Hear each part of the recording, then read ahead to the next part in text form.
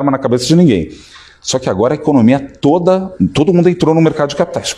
Foi aquele dinheirão. Se a economia não cresce para justificar esse nível... Eu acho que a Bolsa de Valores no Brasil está na iminência de um crack. Ou pelo menos arriscado. Então, mas eu tô muito atento, porque qual que é a ideia? Faz sentido a Bolsa subir? Faz, porque o juro caiu, então o fluxo descontado da valor presente... muito baixos e tal, esperando... dá para crescer. Só que é o seguinte, todo mundo foi pro risco, né? Agora, se não entregar e não crescer, rapaz, vai ser um colando... Vamos retomar o contato com a Júlia do Alib, que falava sobre... Nossa, Júlia, quanta coisa mudou desde a nossa última conversa, aqui há poucos minutos atrás, mas nosso foco continua sendo a movimentação dos investidores aqui no Brasil, diante do cenário aí de bastante pânico em bolsas pelo mundo.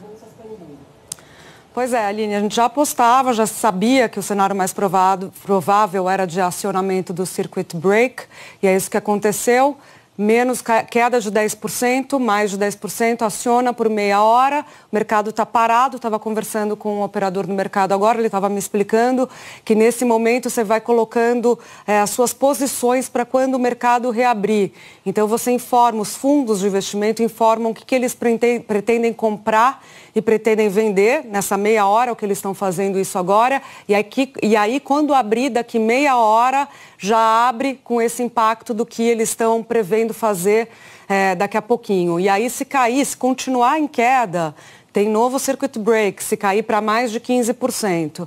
E por aí vai até ter uma parada indeterminada, essa queda continuar para mais de 20%, que não é o cenário com que está se trabalhando agora. A gente falava do impacto aqui nas bolsas no geral, das ações das petroleiras, aqui no Brasil da Petrobras. Isso ajuda a derrubar.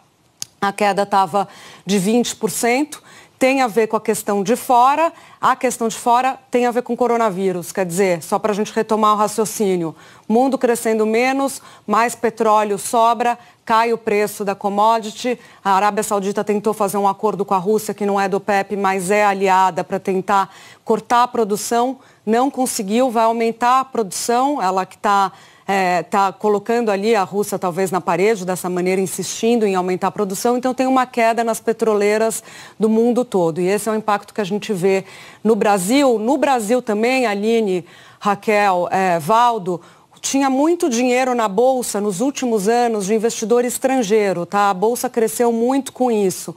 Recentemente, com a queda dos juros no Brasil para esse patamar, menor patamar histórico, a renda fixa no Brasil deixou de ser atraente. As pessoas começaram a buscar a Bolsa de Valores, a renda variável, um movimento novo.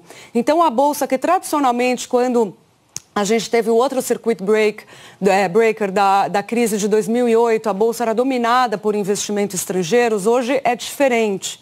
Então, o que a gente vê num movimento como hoje é a saída, a continuidade da saída de capital estrangeiro, que a gente já tinha visto no começo desse ano, muita gente que investia na Bolsa, que era de fora, investia na Bolsa aqui, saindo, num movimento que é chamado Flight to Quality, que é quando eles buscam a qualidade do investimento fora, um investimento mais seguro fora, basicamente ouro e títulos do Tesouro Americano, tá? Do Tesouro Americano. Isso já estava acontecendo e a Bolsa estava sustentada, inclusive com essas altas recentes também, com dinheiro interno, com dinheiro dos investidores brasileiros. É essa a novidade que se tem no mercado acionário hoje. Agora, com a perspectiva de um crescimento menor, isso você vê que as empresas vão vender menos, pagar menos dividendos, talvez tenham alguma dificuldade de conseguir refinanciamento, isso tudo impacta no preço dos papéis delas, que é o que a gente está vendo hoje também. Outra questão importante, Banco Central, tá? Como o Banco Central vai atuar? Porque a gente está vendo queda da Bolsa, aumento do preço do dólar, desvalorização do real. O real é a moeda que mais desvalorizou no mundo já nesse ano de 2020. Então, muita gente cobrando o Banco Central mais agressivo, entrando mais, vendendo mais os contratos de swap, que são aqueles contratos no mercado futuro, ou até entrando, vendendo dólar à vista, tá? Quando vende o dólar à vista tem um impacto nas reservas, mais de 300 bilhões de reservas que a gente tem esse impacto na hora e um impacto também que você usa, o que você ganhou com essa venda do dólar para abater a dívida pública. Então, é algo também que está começando a ser advogado por alguns setores em relação ao Banco Central. Ministério da Economia como um todo.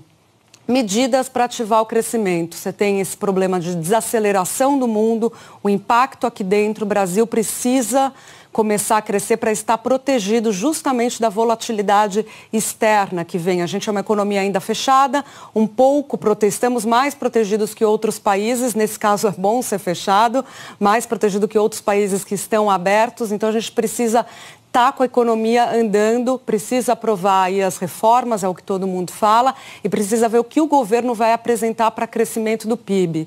Lembrando que hoje teve boletim Focus, crescimento de 2%, 2,17% que o mercado estava prevendo, abaixo de 2% agora. Então vai aumentar a pressão também, o governo estudando algumas medidas, como por exemplo, mais liberação de FGTS, para tentar responder a esse cenário de volatilidade internacional. Resposta do Paulo Guedes sobre o cenário atual. Esse dólar chega a 5, ministro. Esse dólar chega a 5. Absolutamente tranquilos e confiantes de que a democracia brasileira vai reagir, transformando essa crise em avanço das reformas, mais crescimento e mais emprego. Enquanto o mundo desce, o Brasil vai começar a reaceleração do crescimento. E o dólar é 5, ministro. Resumindo, a única proposta do governo Bolsonaro, Guedes, para sair da crise, que até eles já admitem que existe, é realizar mais reformas. Porém, esse discurso já está ficando batido, e o povo está vendo que não funciona, uma vez que a reforma da Previdência foi aprovada, e exatamente nada aconteceu. Como vocês verão a seguir na explicação do Ciro Gomes, minto antes da pandemia e do problema com o preço do petróleo aparecer, os estrangeiros já estavam tirando dinheiro do Brasil. Tem a ver com a queda de juros? Claro que sim, mas isso sozinho não explica. Os estrangeiros tiram dinheiro de um país porque não estão vendo perspectiva de crescimento também.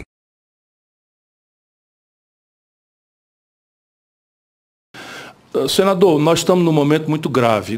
Esse momento grave do Brasil não foi fundado por este governo. É um momento grave que já vem de trás, mas a economia política que se oferece ao povo brasileiro nesse momento tende a agravar dramaticamente a nossa situação e ninguém precisa ser profeta para examinar isso. A questão básica no Brasil é que há uma crença que é mitológica, que é religiosa, de uma religião sem Deus, uma religião sem profeta, que é o Brasil praticar uma agenda que foi estimada pelo Margaret Thatcher, Reagan, ali lá nos distantes anos 80, e que com a crise de 2008 não remanesce mais nenhum acadêmico, nenhum intelectual minimamente respeitável defendendo essa ideia. A ideia básica, resumidamente, é de que nós, ao praticarmos essa agenda do consenso de Washington, reduzir o Estado a uma dimensão mínima, desregulamentar, privatizar, enfim, diminuir a cunha do custo do trabalho, diminuir a cunha do custo de carregação das políticas públicas na política tributária, toda essa agenda que está aí, né, nós então seríamos identificados como um bom moço internacional e, portanto, seríamos o destino-alvo de bilhões de dólares de investimento estrangeiro. O chocante desta proposta é que ela não encontra precedente em nenhuma única experiência internacional, em nenhum lugar da geografia do planeta contemporâneo, em nenhum lugar da história da humanidade. Sua Excelência, o ministro Paulo Guedes, está navegando em puro preconceito. Puríssimo preconceito. Olha o que eu acabei de dizer aqui. Não há precedente desta agenda praticada ter produzido os resultados almejados em nenhum país do mundo, nem na história, nem na atual geografia econômica. E as razões brasileiras são ainda mais dramáticas e estão dando testemunhos eloquentes, eminente senador. Só porque, infelizmente, há uma via de transmissão com a grande mídia brasileira que desconsidera a observação empírica para replicar preconceitos, só quem não quer ver. Eu, por exemplo, tenho procurado falar horas a fio nas universidades. O Brasil perdeu, nos 10 meses de governo Bolsonaro Guedes, 25 bilhões de dólares de fuga de capitais na Bolsa de Valores. 25 bilhões. O investimento direto estrangeiro no Brasil está sendo desinvestido. Quem duvidar é só tomar notícia da fábrica da Ford, que depois de 52 anos acabou de fechar no ABC Paulista. E as razões são as mais óbvias, mas algumas delas saltam aos olhos, pelo menos duas. A primeira, faz 6 anos que o aparelho produtivo brasileiro está com capacidade instalada ociosa de mais de 25%. Haveria investimento para expandir a oferta de um setor qualquer, cuja capacidade atualmente instalada só vende 66%, 70% do que é capaz de produzir? Ninguém precisa ser economista, nem muito menos prêmio Nobel, para entender que se eu tenho capacidade de produzir 100 geladeiras, se eu estou produzindo 70, ninguém vai abrir uma fábrica nova de produzir 30 geladeiras novas, porque as que estão aí não estão vendendo. E a segunda razão é o colapso do endividamento, que é o assunto que logo mais, daqui Vossa Excelência vai naturalmente evoluir para esse assunto. Porque qual é a fronteira entre o indivíduo, a família, e a microempresa familiar, que está registrada como PJ, que está no Simples e que está endividada também? São 5.500.000, só que elas respondem por 7 em cada 10 empregos no nosso país. Então essas duas razões não permitem, se não houver políticas públicas para consertar isto, e aí você tem um endividamento de 1.4 trilhão de reais. Resumindo, enquanto o diagnóstico for errado, propositalmente ou por falta de preparo, o Brasil não vai sair dessa crise.